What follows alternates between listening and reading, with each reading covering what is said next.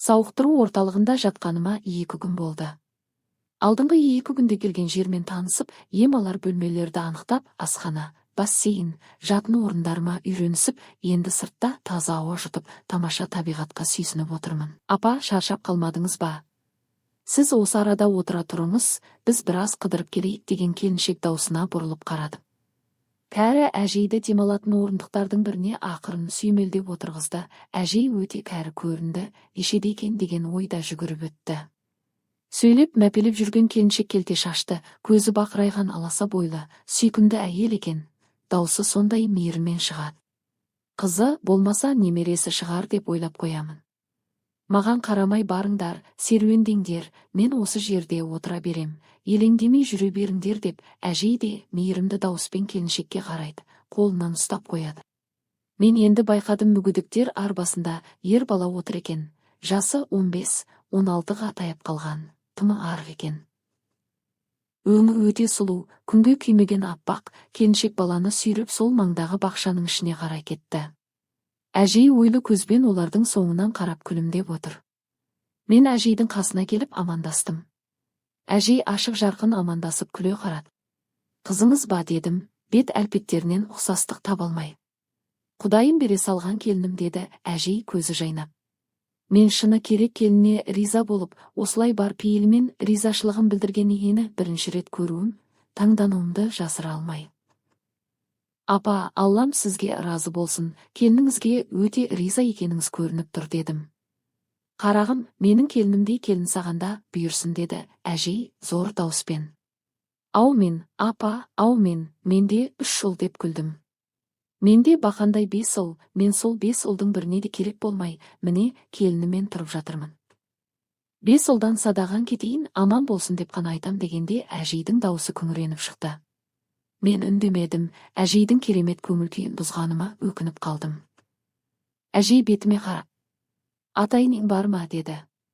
Бар апа, бар, аман болсын дедім. Әке шешеңше, олардан ерте айырылып қалғанмын, мен тұрмысқа шыққанда олар жоқ еді, есесіне керемет ата-енем бар дедім қуанышпен. Бәрекелді, иә, сен шыр етіп өмірге келгенде маңдайыңа сол ата-енеңнің атанаң болары жазылып қойған деді саусағын шошайтып. Солай апа, солай. Қандай адамдар? Жақсы. Біз пендеміз, түрлі мінезіміз бар, сонымен қатар жақсының жақсылығын көре бермейміз деп алысқа қарап ойланып кетті. Мен ойым бөлмей тыныш өз ойыммен отыр едім. Немере мүгедек, бұл да басымызға берген сынақ па, сол бала ел қатарына қосылса арманым жоқ еді деп әжей келіні кеткен жаққа қарап күрсінді. Ем қонып қалар деп едім, әжей бетіме жалт қарады, мен бұл көзқарастан шошып кеттім. Емнің түр-түрін жасадық болды, өмірлік мүгедек болып қалды деді қабағын түйіп. Апа, мені кешіріңіз, жараңызды байқамай тырнап алдым деп әжейдің қолынан ұстадым. Айналайын, кешірім сұрама, сен дұрыс айтасың, бұл жазылмайтын жара, өз қолымызбен жасап алған жара, жарайды, ең бастысы, көз алдымызда тірі, көзі жәудіреп сөйлей алмаса да, өте мейірімді, ақылды деп әжей тағы келіні кеткен жаққа қарап үндемей қалды. Мен қош айтып тұрып кетейін десем ыңғайсыз, кетпейін десем әжей тағы бірдеңе сұрап, сосын тағы көңіл күйі бұзыла ма деп ойланып отырмын. Қызым, сен менің мінезімнен секем алып қалдың білем, көңіліңе алма, мен қартайған адамын, жасым 80-нің 8-іне секірді деп күле сөйлеп бетіме қара. Мен тек басымды изедім. Жас келген сайын не болса соны ойлап, салыстырғыш болып кетеді екенсің. Мен соңғы жылдары өзімнен міністеп, осы құрметке шынымен лайықпын ба деп ойланам. Аллама шүкірлік етем, тәубем әкелем, сөйте тұра, өз туған ұлдарыма керек болмай қалғаныма күйінем деп тоқтады. Әр сөзін нақты менің санама қондырып айтқандай болды. Мен ойланып қалып не айтарымды білмей қалдым. Әжей қабағын көтеріп екі алақанымен тізесін ұрып-ұрып. Қой, басыңды қатырмайын, сен неге серуендемей отырсың деді, ойлы көзбен күле бетіме қарап. Мен серуендеп келгенмін дедім. Әжей өз жасындағы әжелердің сұрағына көшіп, Қайрудың келінсің. Өзің Қайрудың қызсың. Қай жерден боласың? Деген сұрақтарын қойып, сол руларға байланысты әңгімелерін айтып, өзіне мені келін етіп те алды. Солай сөйлесіп отырғанымызда келіні мен немересі де келді. Мен енді келініне мұқият қарап отырмын, ол алыстан жарқылдап сөйлеп келеді. Апа, жалғызсырамай қасыңызға сөйлесетін кісі тауыпсыз. Сәлеметсіз бе деп күле сөйлеп келді. Әжей орнынан тұрып, тез қайттыңдар ғой, мені бөлмеме апарып баламмен қалдырда, өзің демал деп арбаны итеріп корпусқа қарай беттеді. Мен орнымнан тұрып, бірге корпус жаққа баруға ыңғайланып едім. Қызым келініммен танысып алды, келініммен бірге жүр деді. Келіні күліп жіберді, мен таңданып қалып едім. Мен сияқты алжыған кемпірді қайтесің, сендер жассыңдар, айтар ортақ әңгімелерің бар деп, әжей күле сөйлеп арбаны итеріп барады, келініне арбаны бермей итереді. Арбадағы бала риза болып мәз. Мен Гүлшуақ болам деді келін бетіме қарап. Есімін дәл тауып қойғаны ай, Гүлшуақ, мен естімеген есім, үлкен көздері жанып тұр. Өте ажарлы, тек екі қасының ортасына терең түскен сызат бейнет көргенін көрсететіндей. Жасы шамамен мен қатарлы.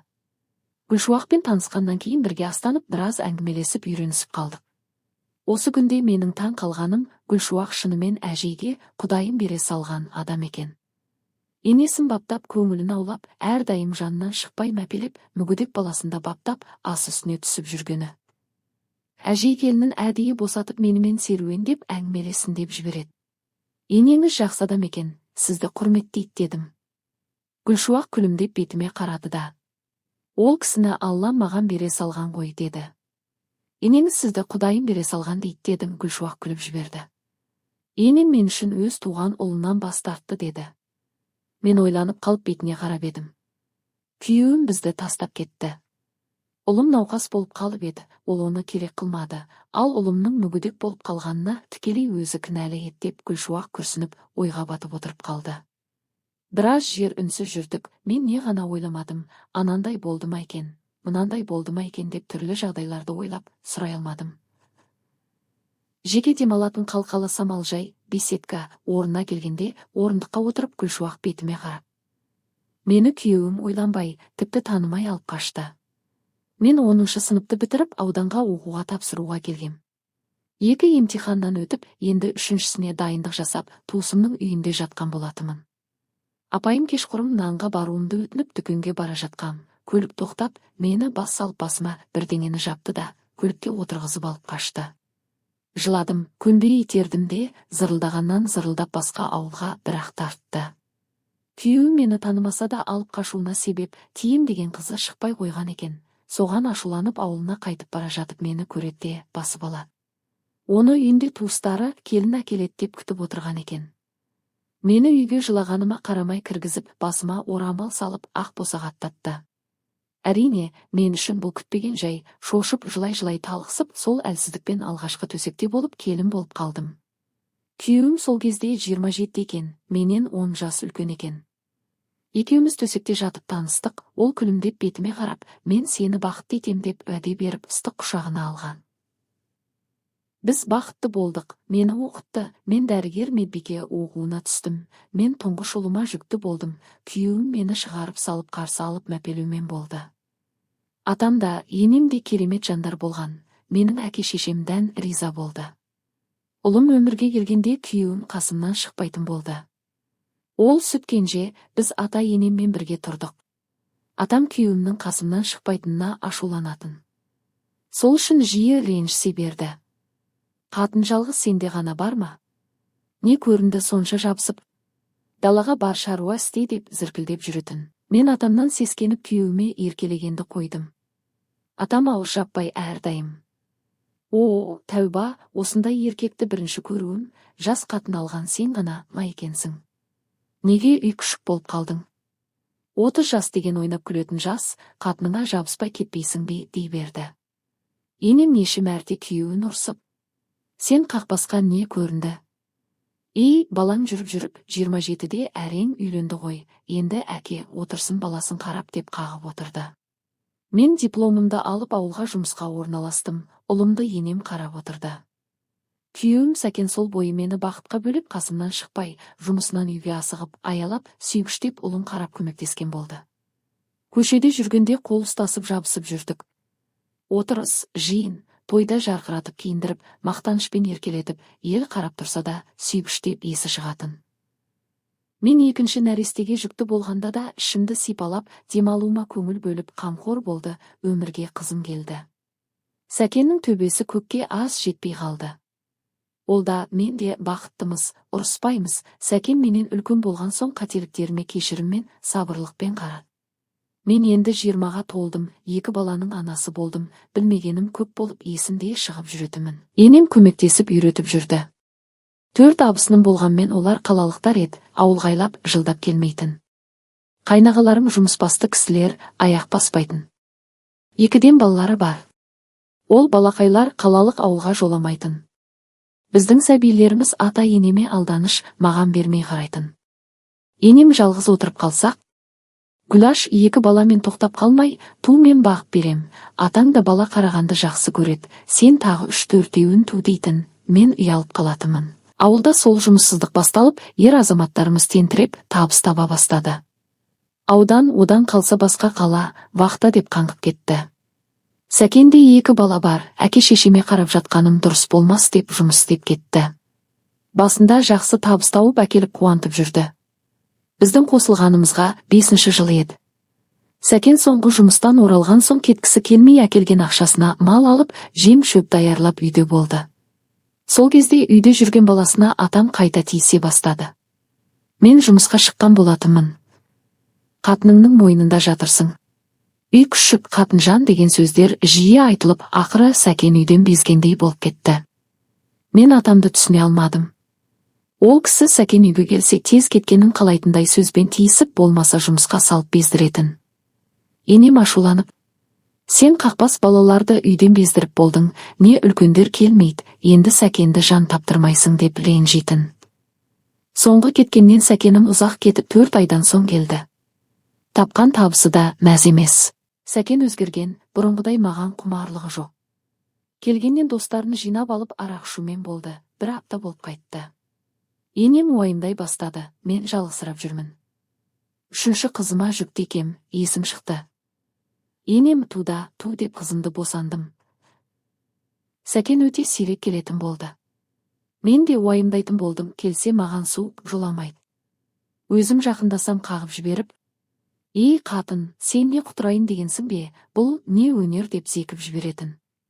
Кетіп бара жатып, «Сен тыныш жүр, сен тым секіріп жүрсің, мойныңды үзем» деп ескертіп жүрді.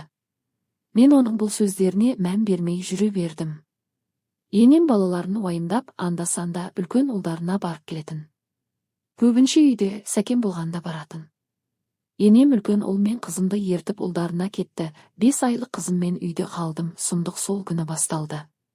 Мен атама асын беріп төсегін жөндеп, сосын бөпемді ұйықтатып, ыдыс аяғымды жуып, ошақтың басында жүргем. Атам жатуға үйге кіріп кеткен болатын. Мен ыдыстарды жуып болып, жазғы ас бөлмеге кіргізіп шыға бергенім сол еді. Атам тек түнде киетін іш киіммен кеудесі жалаңаш кіріп келді.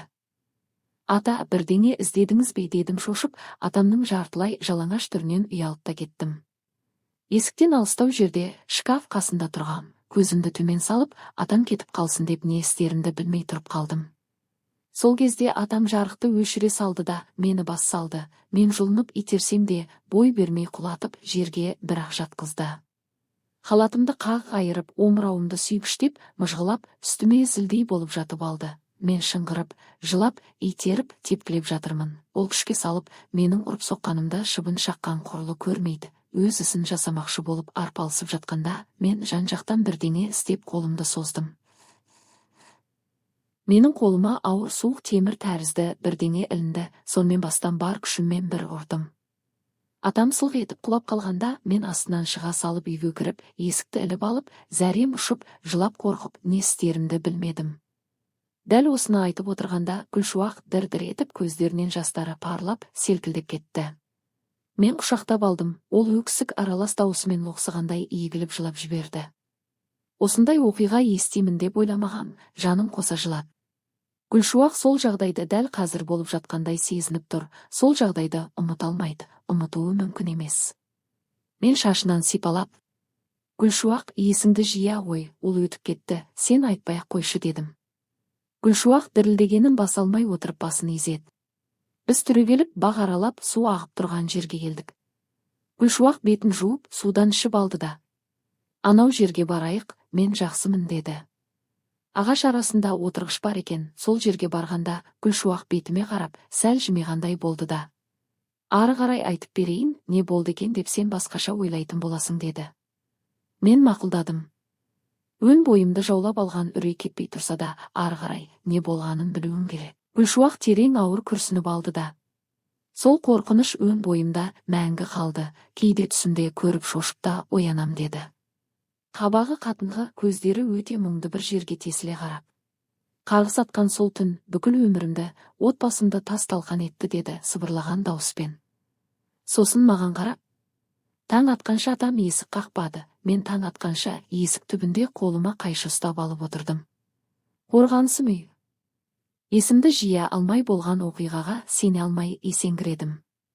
Таң бозарып ата бастағанда терезеден сыртқа қарадым, ешкім көрінбейді.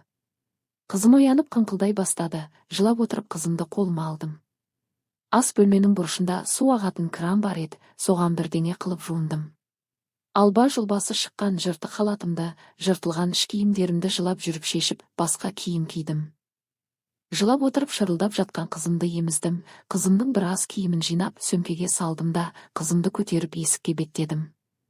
Сыртқа шыға алмай қорқып тұрмын.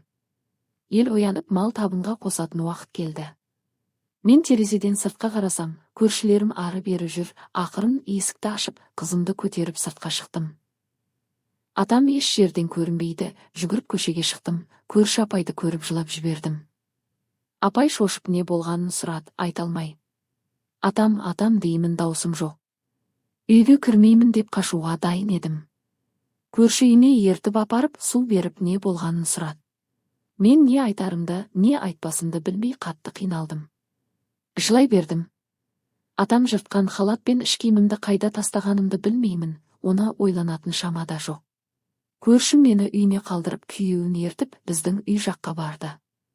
Көзі бақырай тез қайтып келді. Ойбай, Гүлшуақ, ойбай, оны кім істеді?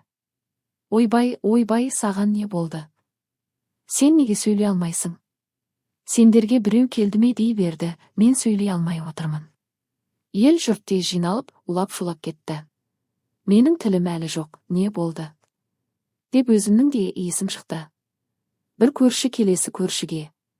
Жазға ас бөлмесінде Омарханның басы жарылып өліп қалыпты дегенді естігенде есімнен тандым. Дәрігер келіп мені қарап, есімді жиғызды, мен шошыған күйі әлі шошып отырмын. Енді тіпті қорықтым. Қысымым көтеріліп, сүтім тартылып, есімнен ауа бердім, мені ауруханаға алып кетті. Бұл масқараны қалай айтам, мен адам өлтірдім деп өзімді жеп жындануға аз қалдым. Неше күн ауруханада жатқанымды да білмеймін, көзімді жұмсам сол кез қазір болып жатқандай болып шошимын, ұйықтай алмаймын, қорқамын. Қайта-қайта екпе салып зорлықпен ұйықтатқан мен, сол түсті көріп ояна алмай қиналдым. Әрең дегенде өз-өзіме келіп, не болып жатқанын түсіне бастадым. Есік ақырын ашылып, енем кіріп келгенде тіптен шошыдым. Енем мейірімді көзбен қарап, жаныма жақындады. Менде бет жоқ, қарай алмай егілем. Қарағым, гүлім, қалың қалай деді енем жаныма жақын отырып. Менде сөз жоқ. Мен көп нәрсе айтып өкіріп жылағым-ақ келді, бірақ даусым жоқ, тілім байланып қалғандай. Енем қолымнан сипалап, гүлім, нұр шашқан шуағым, сен мені кешірші, өтінем кешірші деді жылап. Мен таң қалып енеме қарап едім. Кешіре аласың ба?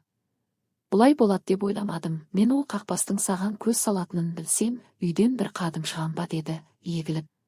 Мен ойлап жатырмын, халат пен іш киімімді тауып, содан білген екен ғой, деген оймен мелшиіп жатырмын. Қызым, дәрігер сенде еш қандай да жыныстық қатынас жоқ, аздап қана жарақат болғанын айтты. Ол саған тиісе алды ма?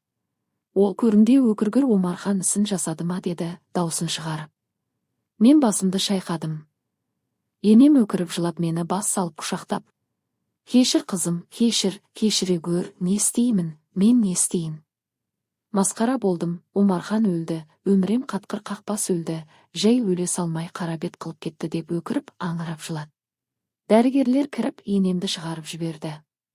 Өлтірген мен, енді не болады деп жылаумен жатырмын. Милиционерлер маған келген жоқ. Мен 2 апта ауруханада жатып, әрең есімді жидым.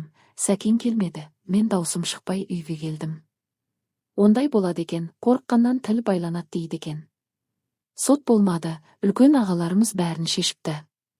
Мен үйге бармаймын деп едім, енем келіп, қызым үйге жүр, жұрт не болғанынан бейхабар, балаларым да ештеңе демейді. Омархан ұлдарының туған әкесі емес, ұлдарымның әкесі қайтыс болған. Омархан ұлдарымның әкесінің інісі бізді әмеңгерлікпен қосқан болатын. Ұлдарым сені кінәламайды, тек Сәкен түсінгісі келмей жүр. Мен үйді сатам, сосын сен қайда тұрасың, қасыңда болам, Омарханның 40-ын өткеріп алайық деді. Амал жоқ, үйге келдім. Сәкенді көп күттім, атамыздың 40 жасарда ол келді. Менімен салқын амандасып, шаруаларды атқарып жүрді. Ауылда түрлі өсек сөз гуілдеп жатты. Бірі, бөтен қарақшы келіп атаны өлтіріп, үйге кіре алмай келінді таң атқанша қорқытыпты десе, енді біреулер келін үйге қашып кіріп үлгеріпті, Омархан өдеп айтып жүрді. Атамның 40-ында да түрлі сұрақтар қойылып, енемді, қайнағаларымды тергеген туыстар көп болды. Мен мылқиып отырмын. Кеш батып ел тарқаған соң қайнағаларым да жолға жиналып керектен алып кетті. Сәкен достарымен бақша ішінде арақ ішіп отырды. Түннің бір уағында ол тәлтіректеп шалынып үйге кірді. Мен енеммен бірге қонақ бөлмеде киім реттеп отырғанбыз. Сәкен бізге сондай жаман көзбен қарап тұрып, менің шашымнан шап берді. Айт, жаныңның барында, мына жерде не болды деді ақырып. Енем қолына жабысып еді, оңдыртпай итеріп жібереді де. Осының бәріне кінәлі сен деп анасына қатты зілдене айтты. Мен шошып жұлқынып едім, шапалақпен салып кеп қалды. Айт деймін, не болды? Айт, өтірік мылқау болмаға деп бірнеше рет бетімнен салып жібергенде тамағымнан түйін шешілгендей болды. Енем баласының аяғына жабысып, жылап кешірім сұрап, маған тиіспеуін өтініп жатқан болатын. Сәкен бір тепті. Енем біршама жерге ұшып түсті. Сенің Омархан байың мені қанша ұрып еді, мен саған қанша рет айттым, сен тыңдадың ба деп, жұдырығын түйіп, енеме төніп келе жатқанда менің даусым шықты. Тиіспе апама, тиіспе деп енемнің үстіне құладым, жұдырық менің басыма оңбай тиді. Сәкен шашымнан шап беріп, сүйрегеннен сүйреп шайханаға бірақ апарды. Айт, айт, айт деп бақыра берді. Ашудан көгеріп, тістері шықырлап, тамырлары жарылардай болып кеткен. Енем де үйден сүйретіліп шықты, қолында шырылдап жылап жатқан екінші қызым, үлкен ол кіші қызды көтеріп алған, ол да жылап тұр. Үйге кіріңдер де, үндеріңді өшіріңдер, әйтпесе қырып салам деді Сәкен жекіріп. Енем, балам, қоя қойшы, балам, ақылың бар ғой деп Сәкенге жақындап еді. Апа, жоғал үйге, апа, мен не болғанын білмейінше тынышталмаймын, апа, жоғал деймін деп тістеніп, желкесінен жұлқылай сүйреп үйге балалармен кіргізіп жіберіп, есікті жапты. Тез қасыма жетіп келіп, Гүлшуақ, сен маған не болғанын жасырмай айтатын бол, өтірік айтпа, не болды анық айт деді. Мен терең тыныс алып алдым да, не болғанын бастан аяқ айтып бердім. Гүлшуақ, ол өзінен өзі саған тарпа бас салмайды ғой, сен көлбеңдеп өнер көрсеткен боларсың деді тістене. Сәкен, сенбесең алдыңда отырмын, арымның құрбаны болайын. Мен атамды әкемдей көріп сыйладым, құрметтедім, алдын кесіп көрген емеспін. Әкемдей көріп еркелеп қоздырған боларсың. Сәкен, мен әкемдей көрсем де, ол кісіге еркелемедім. Мен сені кешіре алмаймын, иә Омархан үшін емес, сенің кесіріңнен масқара болғанымыз үшін кешіре алмаймын деді де барып есікті ашты. Үйден енем жалғыз жүгіріп шықты. Апа, ол мені кешірмеймін деді деп мен күйіне жыладым. Ол кешірмейтіндей сен күнә жасаған жоқсың. Апа, менің не кінәм бар деп өкірдім. Еш кінәң жоқ қызым, сен ақсың, ол қазір шатасып жүр, ол есін жия алмай жүр, сен түсін, оған да ауыр деп енем басу айтты. Содан өміріміз өмір болмады, ақыры үйді сатып ауданға көштік. Үй сатылып еді, үлкен қайнағаларымның арасында дау болды. Әркім өз үлестерін сұрап, берсек қанағат қылмай өкпеледі. Сәкен бізбен тұрғанмен менімен жақындаспады. Ол араққа әуестеніп көп салынып кетті, ақыл тыңдамайды, анасын, мені кінәлап түннің бір уағына дейін отырғызып қойып, миымызды шұқып, ұйқы бермейтін болды. Ол аздай қол жұмсайтынды шығарды, мені де анасында сабайтын болды. Сондай бір төбелес кезінде ұлым араша түсем деп есі ауысып тұрған Сәкеннен ауыр жарақат алды. Ол ұлымның бел омыртқасын сындырып жіберді деді де Гүлшуақ қатты жылап жіберді. Аллам өзің сақтай көр деп даусым шығып кеткенін байқамай қалдым. Гүлшуақ мұңды көзімен бетіме қарады. Гүлшуақ ұзақ жылап алды да. Алла мені сақтаған еді, мен ұлымды сақтай алмадым. Неге мен Сәкеннің қорлығына сонша шыдадым, мен нені дәлелдегім келді. Ол мені кешірмеймін деді ғой, неге жібермедім, неге ажыраспадым деп ашулы дауыспен жылап отырып айтты. Мен не айтарымды білмедім. Не деген сорлы едік, баламызды қор қылдық, балам ол кезде енді 6-ға келген, ес білет, бәрін түсінетін. Сәкен баласына жасаған қылмысы үшін сотталды. Біз арыз жазып шағымданбасақ та, ол өзі барып мойындап, сотталып кете барды. Өз жазасын өтеп шыққан соң бізге жоламай кетті. Қазір басқа отбасы бар. Енемді ұлдары кешірмеді. Енем әмеңгерлікпен қайнысына тигенде балалары қарсы болған екен. Ұлдарының алды 10 жаста болыпты, енем енді 30-ға толған екен. Сәкенге аяғы ауырып босанғалы отырыпты. Жас болдым, 5 ұлыммен жалғыз қалай өмір сүрем деп те қорықтым, ұлдарға әке тәрбиесі керек. Омархан бөтен емес туған бауыры деп үлкендер үгіттеген соң бас қостым деген. Ұлдардың әкесінің орнына әке болған Омархан балаларда аямаған екен, қатал тәрбие беріпті. Енем ұлдар болған соң оларға әке тәрбиесі керек деп Омарханның қаталдығын көріп жүрсе де араша түспепті. Ұлдары ер жеткен соң үйге жоламай кеткені де сол өгей әкенің кесірі екен. Сәкен бала күнінде анасына талай шағымданып ажырасуын өтінген екен, анасы құлақ аспапты. Енемнің ойынша Сәкен қатын алады да, басқа ұлдарым сияқты мені тастап кетеді, сонда Омархан қасымда болады деп ойлаған екен. Омархан ата, енеме еш қарсылықсыз үйленгеніне себеп болған. Ол кісі теңізде әскер борышын өтеп жүріп денсаулығына кінәра түсірген бе, әлде жаратылысы солай болған ба, ұрықсыз болып қалған екен. Енеме дейін ол кісі бір үйленіп ажырасқан екен. Ұзақ уақыт серілік құрып, бойдақтықтың рахатымен де жүрген екен. Енеме үйленгенде 35 жаста болыпты. Пысық, еңбекқор, ашық жарқын, әңгімешіл адам болған. Енемнің алдында өз еркектік борышын орындап жүрген. Бар балаларға тәубе етіп, бұл ұлдарда өз қаны ғой деп енем еш жамандық ойламаған. Омархан атаның ішінде қандай шайтан жатқанын жан адам байқамаған. Тек енемнің 5 ұлы жақсы білген. Негізі атам мені Сәкеннен қызғанып, маған көз салып жүріпті. Өзі мені алдап болса да құрығына түсірем деп ойлаған көрінеді. Әдеп босаға аттағанда тым жас болдым ғой, сол жастығым оны қызықтырыпты. Жылдар өтіп мен атамның құрығына ілінбей, Сәкен қасымнан шықпай қойғанда, жұмысқа қуып амалын тапқан. Бұл жағдайды мен атам шимайлап жазған қойын дәптерінен оқыдым, енеме оқып бердім. Оқып алып тіпті шошыдық, мен жазбаны Сәкеннің де оқуын өтіндім, ол оқымай отқа лақтыра салды. Атам мен келін болып түскен күнімнен өз арманын, қиялын сол дәптерге жазыпты, оқысаң жаның түршігеді. Ол кісі мені алдымен арбап, сыйлаған болып жақындасып, төсекке тартпақ болыпты, ойына еш мүмкіндігі болмаған соң, зорлаймын, бір зорлап алған соң аузына аштыртпай әрдайым еленемін деп те жазған. Ойлаңызшы, ол кісі мені зорлаған соң мен аузымды аша алар ма едім, ашпас па едім. Ол мені балаларыммен қорқытып болса да тірі қалдырып, аузымды ашпауыма әрекет жасары анық еді ғой. Аллам мені сол масқарадан қолыма қан жақса да құтқарды. Әрине мен өз арымның құрбаны болар едім, мен қорланып, атамнан зорланып аузымды жауып жүрмес едім, мен өзіме қол салсам да тірі жүрмес едім деді, ыза толы дауыспен. Гүлшуақ алысқа қарап сәл ойланды да. Сәкен абақтыдан келген соң маған еш өкпесі жоғын, мені кешіргенін айтты, кешірім сұрады. Тым кеш. Оның мені кешіргені енді керек емес. Мен оны кешіре алмадым. Ол ұлын талай жерге апарып ота жасатқызып емдетті, шипа қонбады. Омыртқа зақымданған соң бірте-бірте басқа ағзаларда құриды екен, ұлым сөйлей алмайтында болды. Енді 16-ға толды. Мен сонда да күдерімді үзбеймін.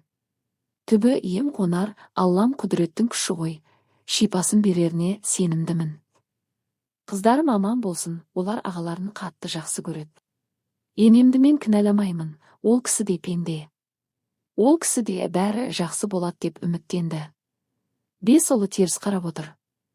Олардың басына Аллам сынақ бермеді, адам қатесін маңдайы тасқа тигенде түсінеді. Жаратылыста әйел адам ең мықты болғанмен, ең сорлысы да әйелдер ма деп ойлаймын. Мен талай жанмен сырластың, көбінің өмір жолдары қиын болған. Олар төзген, шыдаған, күткен. Бірі арманына қол жеткізсе, бірі өкініп опық жеген. Басым көбі ұрпағы өскен соң бақытты өмір үрген. Гүлшуақ ойлы көзбен бетіме қарап, не деген бақытсыз жан деп отырған боларсыз, осы аянышты өмірімде мен бақытсыз бола тұра бақыттымын. Мен ұлымды қарап, қыздарымды өсіріп, енеммен біргемін. Мені пана тұтып ол кісі қасымда. Ұлымның алдында кінәлімін, ол біз үшін осындай күйге тап болды. Мен оны тастай алмаймын. Ол бәрін түсінеді, әлде қашан кешіргенде, маған өзін мүгедектер үйіне өткіз, келіп тұрсаң болды деп талай түсіндірген. Мен өткізе алмаймын. Енем де маған, баланы қалдырда, жақсы адаммен бас қос деп жиі айтады. Жоқ, олайда жасай алмаймын. Мен өз қолыммен жасап алған азабымды мойныммен көтерем. Сәкен нашақор, сонымен қатар маскүнем болды. Ол не істеп, не қойып жүргенін ұқпай тұрғанын көріп тұрсам да, мен сол кезде оны аядым. Мен сорлы оның соққысына көніп шыдап, ол күйініп ішіп жүр, әлі алғашқы кездегідей мені жақсы көреді деп ойлап жүрдім. Сөйтсем, Сәкенім әлде қашан менің көзіме шөп салып жүріпті. Ол жұмыс деп тентіреп жүрмін дегенде, баяғыдағы алып қашуға барған қызын, махаббатын жолықтырады, ол келіншек ажырасып қалада жүрген екен. Сол келіншекпен көңіл қосып, үйге келмей жүріпті. Кейін біз қалаға көшіп келгенде, ол мені көргісі келмей, жолағысы келмей ыза болып, мені кетіп қалса екен деп әдейі қорлық көрсетіпті. Мен соны да білмей қорлығына шыдап, бала-шағаны шошытып, ақыры ұлымның мүгедек болуына жол беріп алдым. Неге Сәкен бірден маған, кет, мен өз махаббатымды таптым демеді? Өзінен сұрадым, ол ойланып отырып, кет дей алмадым, ал қол жұмсай алдым. Сені ұрған сайын мен кек қайтарғандай болдым. Мен саған және өгей әкеме сенбедім, сенгім келмеді. Сондықтан жазаның ең ауырын сені әрдайым қорлау, жоламай азапқа салу, сонымен қатар құл қылып ұстағым келді деген. Сәкен үшін мен кетіп қалып жаңа өмір бастасам, ол өмірі мен үшін жұмақ болар еді. Ол мені өзі ойлап тапқан тозағында азаптағысы келді. Анасына да сондай жаза қолданды. Ол бізге кеттенем деп балаларына зиян тигізіп жүргенін түсінбеді. Міне, адамның қатыгездігі. Болар іс болып, бояуы сіңгенде барып түсінді, ол кез тым кеш болды.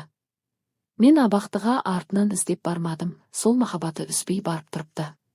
Шыққан соң екеуі қосылды, ол келіншектің бір ұлы бар, ортақ балалары жоқ. Қыздарымызға жақындап араласқысы келеді, қыздар жоламайды, олар әлі кішкентай, уақыт өте. Түсінер, кешірер. Мен Сәкеннің мені сүймей, тіпті танымай жары етіп алып, сосын ұнатып бақытты өмір сүрген сол бір кезімізді ғана бақытты кезіміз деп бағалағанын түсіндім. Омархан әкемен болған жағдайға ол шын негізінде күйінбеді, ол керісінше сондай әкеден құтылғанына қуанды. Ол ақ-қараны анықтаймын деп шулап, менің тілімді шығарып не болғанын білген соң, өз намысына тиер нәрсе болмапты. Ол әйелімді зорлай алмай өліпті деп қуанған. Оны да кейін айтып берді. Мен өзімді қорғаймын деп қылмыс жасадым, өз жазамды өтеткізбей жылы жауып қойды. Маған жазамды өтеуге ешкім мүмкіндік бермеді, менен дәл сол уақытта сұрамады. Мен атамды ұрғанымды мойындап, сол жағдай қалай болғанын айтсам, тіпті сотталмай қалар ма едім? Мүмкін сотталсам да, аз уақытқа сотталар ма едім? Ол кезде қайнағаларым масқараны шығармай көп ақшаның күшімен маған білдіртпей жапты. Сонымен бітті, жабылды деді, ол тыныш жабылмады, ол маған өмірлік қорқыныш болып жабысты. Оданша мен жазамды өтесем, Сәкен сияқты жеңілдеп шығар ма едім, мынандай жағдай ушықпас еді. Сотталып келгеннен соң өмірім өзгерері анық еді, бірақ мәңгілік азап болмас па еді. Аллам бәрін көріп тұр. Сол кезде мен істеген ісімді мойындап, жазамды өтеген болсам, басқаның емес, өз алдымда жеңілденерім анық еді, өмірім басқаша болар еді. Кім біледі? Мен соған өкінем, зорланбасам да, қор болып өмір сүріп жүрмін. Омархан әкей не де болса өмірімнің тас талқанын шығарып кетті. Азап деген жүкті енем екеуміздің мойнымызға түспестей етіп салып кетті. Енем сырласым, енем мұңдасым, енем жанашырым. Біз біргеміз. Ол кісінің де мен сияқты түнді таңға жылаумен атыратын кездері өте жиі екенін білем. Басқа амалымыз жоқ. Мен сол күнге лағнет айтсам, енем Омарханмен бас қосқан күнне лағнет айтады. Омархан әкей деген атқа да лайық емес, біздің әулетке берген ең ауыр жазасы ма деймін. Үлкен ағаларымыз өз ара араласқанмен, бізге жолай алмайды, өкпелерін жеңе алмайды, ол да азап. Мен ара-тұра абысындармен кездесіп әңгімелесем, олар ағалардың өкпеден өртеніп, сол масқараны ұмыта алмайтындарын айтады. Қайнағаларымның әр қайсысы өз ойларымен Омарханды баяғыда өлтірген. Масқара болмайық, ауыздарыңды ашушы болмаңдар деп әйелдерін үйден алып қашқан. Абысындарымның айтуы бойынша Омарханмен жеке қалуға олар қорыққан. Омархан келіндерге өте мейірімді жанашыр болған. Оң солын танып, 20-дан асып ес біліп, жақсы жаманда ажырата білетін абысындарым оның арам ойын сезген. Өз ойларымен өз ара абысындар бөлісіп бұл үйден кету керек екенін ұққан. Ал мен тым жас болдым, есімді жиып та үлгермедім, жаман ойда ойламадым. Оның үстіне енем мені сәкеммен жібермей ұстады. Аяғы осы болды. Бір ғана адам бүкіл әулетті тас-талқан жасады. Отбасымыздың әр қайсымызға өшпес өкініш қалдырды, өкпе қалдырды, өте ауыр. Аллам бізге күш-қуатпен қатар жүрегімізге мейірім беріп, тас болып қатып тұрған сол масқарадан құтқарса, ол мүмкін бе? Ол масқараны түсініп кешіру үшін ол адамдар менің кейпімді киіп, мен көрген қорлықты көргенде ғана түсінеді. Ал бұлай түсіну қиын, кінәлау оңай деп терең күрсінді де Гүлшуақ орнынан тұрды. Ақырын үнсіз жүріп келеміз. Атама ажалмен басынан ұра салғаннан келгені рас, алдымен есінен танған. Бірақ ол кісі дәл сол кезде өле қалмай таң атқанша жатқан, адамдар түрткілегенде әлі тірі болған екен. Ол кісі күбірлеп, ұры деп айтып жан тапсырыпты. Көршілер ұры деген сөзді естіп сұмдық жағдай бола жаздағанын түсінбеген. Дәл сол уақытта асығыс енем, үлкен қайнағам келген. Сосын істі қайнағам өзі басқарып кеткен, айғақтарды өзгерткен, менің халатым мен іш киімімді, бастан ұрған темірдің көзін құртқан.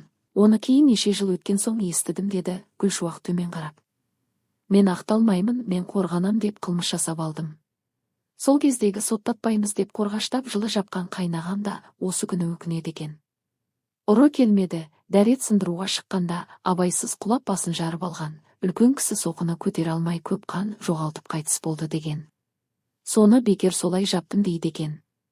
Сол болған жағдай бәрімізге маза бермей жүргені рас деп Гүлшуақ бетіме қарады. Мен ойланып тұрдым да. Сіздер толық отбасы бас қосып, ашық әңгімелесулеріңіз керек дедім. Гүлшуақ сәл көзін қысыңқырап ойланып қалды. Сіздер ашық сөйлескен соң ғана жағдай жеңілдейді, болмаса осылай қинала бересіздер. Омархан әкейдің жазған арам ойын оқығанымды естіген, көрген енең бар кезде шешулеріңіз керексіз. Одан келіп кетер не деп сөзін аяқтамай тоқтап қалды. Ол ашық әңгімеден соң көп нәрсенің басы ашылып, ең құрығанда мына қарт енең азаптанбайды. Енеңіздің кінәсі жоқ емес, кінәсі бар, ең құрығанда содан жеңілденер еді. Бала-шағасы ержеткен ағаларым сол уақытта ойланар, кінәлай бермей кешірер. Мүмкін абысындарым апамды кінәламайды, әйел болған соң түсінеді. Осы кезде олар да ене деп Гүлшуақ күрсініп алды да. Тыңдағаныңызға рахмет, деді сабырлы дауыспен. Сыр бөліскеніңізге рахмет. Енем де, мен де кейде осылай танымайтын бөтен адаммен сөйлесіп жеңілдеп қаламыз. Әрине, түсінем, бірақ бұл сырды түсінетінде, түсінбейтінде жандар болады ғой. Дұрыс айтасыз, мен сізге бірде неге екенін білмеймін, ағымнан жарылдым. Басқа жандармен сөйлескенде алдымен олардың сырын естіп, сосын өз сырымның шет жағасын жасырып айтып, аз да болса да жеңілдейтінмін. Сізді де, әжейді де түсінем. Аллам күш-қуат берсін. Рахмет, мен бойымнан ауыр жүк түскенін сездім, дәл осылай ашық айтпап едім, деді көздеріме қарап. Сеніміңізге рахмет, мен де сіздің көтерген ауыр жүгіңізді жеңілдетер күш бергеніме қуанам. Дегенмен біз бекер жолықпадық, сіз маған ағыңыздан жарылуыңыз керек екенін жоғарыдан реттеген болар. Ол да мүмкін, мен сізге ашылғаныма еш өкінбеймін. Жайылып кетет деп қорықпайсыз ба? Білесіз бе, мен қорықпайтын болдым, соңғы кездерде мен басқа әйел адамдар азаптанбасын, қателеспесін деп өз өмірімді мысалға келтіріп, ақыл айтқыш болып алдым. Бұным дұрыс па, бұрыс па? Білмеймін. Гүлшуақ, мен өмірден алынған әңгімелер жазушы едім, сіздің оқиғаңызды жазсам қалай қарайсыз? Дедім. Гүлшуақ ойлы көзбен таңдана қарап. Менің өмірімнен алар не үлгі, не өнеге жоқ қой, деді. Есесіне сабақ бар, әр әйел өз үшін, балалар үшін жақсы өмірге шатаспай күресу керек екені бар, дедім. мен апаммен ақылдасайын деді. Әрине, мен сіздер рұқсат берсеңіздер ғана жазам дедім. Корпусқа келіп мен өз бөлмеме, Гүлшуақ өз бөлмесіне кетті. Ал енді ұйықтай алсамшы. Бір сөзі санамнан кетпей басымда айналып тұрып алды. Ертеңіне әдеттегіше амандасып, таңғы асты төртеуміз бірге ішіп, өз процедураларымызды алып болған соң, мен сол әжейді алғаш көрген жерде отырғам. Әжей ақырын басып қасыма келді. Қарағым, қалың жақсы ма деді жылы дауыспен. Апа, келіңіз, жағдайыңыз жақсы ма, отырыңыз, менде бәрі жақсы дедім. Апай ойлы көзбен алысқа қарап үнсіз отырды. Мен сөз бастай алмадым. Қарағым, сен жазушы екенсің, жазам депсің, өте жақсы деп тоқтап тағы ойға батты. Сол қарғыс атқан түні тыныш жата алмадым, кеш бата мазам кетіп, жүрегім қысылды, екінші ұлдың үйінде болғам. Ауылға апар, үйге апар деп мазасын алдым, ол. Түннің жарымында қайдан апарам, көлігім жоқ, асықсаң неге келесің? Деп ренжіп те қалды. Мен тыныштала алмадым. Түнімен ары-бері жүріп мазаларын алдым, жүрегім бір сұмдықтың болғанын сезді. Дәл сондай сұмдық ойламадым. Таң атар атпастан үлкен ұлдың үйіне қоңырау шалдым, ол шошып тез келді. Ойбай балам, мені үйіме апар, бірдеңе болды деп жабысып ауылға асықтық. Біз ауылға келгенде біздің үй жаққа адамдар кіріп жатқанын көрдік, асыға көлікті айдап қақпа алдына келдік. Ұлым тез үйге жүгірді. 5-6 көршілер аулада шулап тұр екен. Зәрем тас төбеме шықты, көліктен шыға алмай отырып қалдым. Бір көршім есікті ашып, сен немене отырсың, ана жақта Омархан өліп жатыр деді. Мен көліктен тез шығып шайхана жаққа жүгірдім. Менен бұрын кірген ұлым еңкейіп бірдеңе жасады. 3 адам бар екен, біреуі мені өткізбей көлегейлеп тұра қалғанда, мен оны итеріп ішке кірдім.